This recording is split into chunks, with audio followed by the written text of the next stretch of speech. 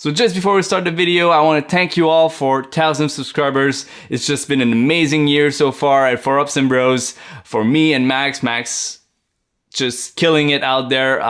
Like it wouldn't be as fun without you guys. So thanks a lot. It's a nice beer community. Let's bring everyone under the same roof and enjoy some amazing beers. Let's go. Hey guys, just wanted to quickly thank you for 1,000 subscribers. It's awesome. We're super excited about this, and there's more things coming on the channel very soon, so stay posted. Now back to Chris's video with someone who I'm pretty sure he told me, but I forgot the name. I'm sure it's awesome though. Hello and welcome to Ups and Bros, and this week, of course, I'm not alone and I'm not outside randomly talking with strangers. I'm with a good friend of mine, Houle, from a YouTube channel called Houle. Can you imagine? So of course we'll be talking a little bit about beer, but mostly about what he does on YouTube, and mostly he's here to learn about video making in general, but also to share his knowledge in vlog making, which is not something that I'm quite used to do. So we're here to share some knowledge with you guys, but also learn about what Smo has to offer. So Smo, viewers, Smo, what do you have to say to our fantastic viewership about you in general? Well, for sure, Chris mentioned the vlogs. I used to do that quite a bit. It's still a style that I enjoy doing.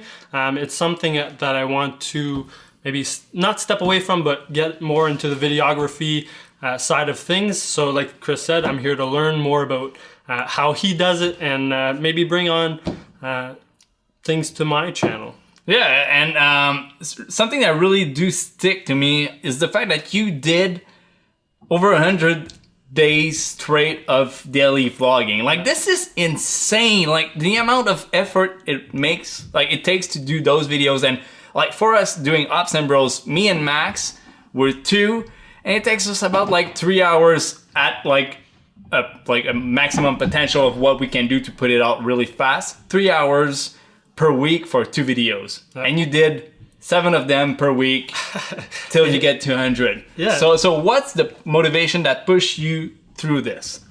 The motivation was definitely just to produce, being creative. That creative side of things, putting out a video every single day was obviously a motive of mine. Not many people do that. Yeah. But like you said, it takes about 3 to 5 hours every single day to edit the video itself. And no, it's something that I really enjoyed. So you were filming, like, you had like a cool backstory behind that. Like, I watched a few of those and I really enjoyed it because you do hockey. Like, this is your life. Like, you train for hockey, you play hockey for a junior team here in Rockland, which is the hometown of Max. If you guys know about Max's background in Ontario, he's from Rockland. Simon's from Rockland, and he plays for the local junior hockey team over there. And like, it's a nice backstory because you're used to see all the pros like making it out there and all that stuff, but the kids that are actually like playing and having a lot of fun and have good talent, it's fun to see like the back end of that. And like, you did that really well. And what was the challenge of doing this like daily? It's all your teammates, you know, and they're not all you know, do they approve all of that, or they're like, you know, maybe not put my jackstrap up there? Yeah, exactly. I'm gonna be really honest with you. It's probably one of the reasons that I stopped. I didn't keep it going through the season just because there was that teammate side of things. There's 23 guys in the room that maybe don't want to be shown on camera, and maybe like on a internet wide ratio like that. So, but no, it's definitely something that I want to bring along through the next season of hockey. So you'll be seeing more of it. But like you said, from Rockland. So yeah, I'm looking forward to that because I don't know if you guys watch I don't know if Last Chance U, which is it's like pretty much like it's a little small documentary about footballers going through their season, challenges and all that stuff, but all like behind the scene. I really do enjoy the style of that. It's really nice. You go behind the scene, but also the way they do film the games, it's just amazing. So if you guys are a little bit into football or just cinematography in general, go watch the football scenes, like the game scenes that they're making. It's really mind-blowing. But after that, you did 100 vlogs. You did grew like still important vlog channel. You had like about like 300, 350 subscribers. Yep. By the end, you ended that. Like you took a break. And you come back like in the more videography side of things, which I think it's really cool because it showcases where you're going with this and what you take out of this, and also you can see from every video like how you improve, and it's something that we kind of like lost with Absent Bros. We're at like 274 videos. That's wild. That's a lot, but you did 100, so like 100? you're halfway there. That's a lot, but 274 is just something I couldn't imagine right now where I'm staying. So what's your end goal with that? Like where do you want to go? Like is it like an end job or just like paid jobs, paid gigs? Going through monetization in YouTube right now is kind of like an issue. It's not something that we do get paid for it right now. So what are your goals with that?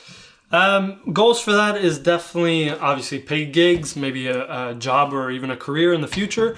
But I think the biggest goal for me, myself, maybe even my family a little bit, is to just watch them in the future. Watch, like, even now I go back and watch the old vlogs, and it brings back so many memories. And if I can just keep doing that for the rest of my life, it's just going to be memories of the rest of my life, technically. So that's the biggest thing for me. That's one thing that I do enjoy, making videos in general. Like I see all the good times when me and Max shared good beers, had like some good meetups with friends, and just even with my girlfriend when we went to do some trips. So I can easily see how it's something that's appealing to you. And I do love when I see passion in someone work, and you do really put it out there, which is, thank you. It's mind blowing, and I really enjoy it. You're like, you want to get some knowledge.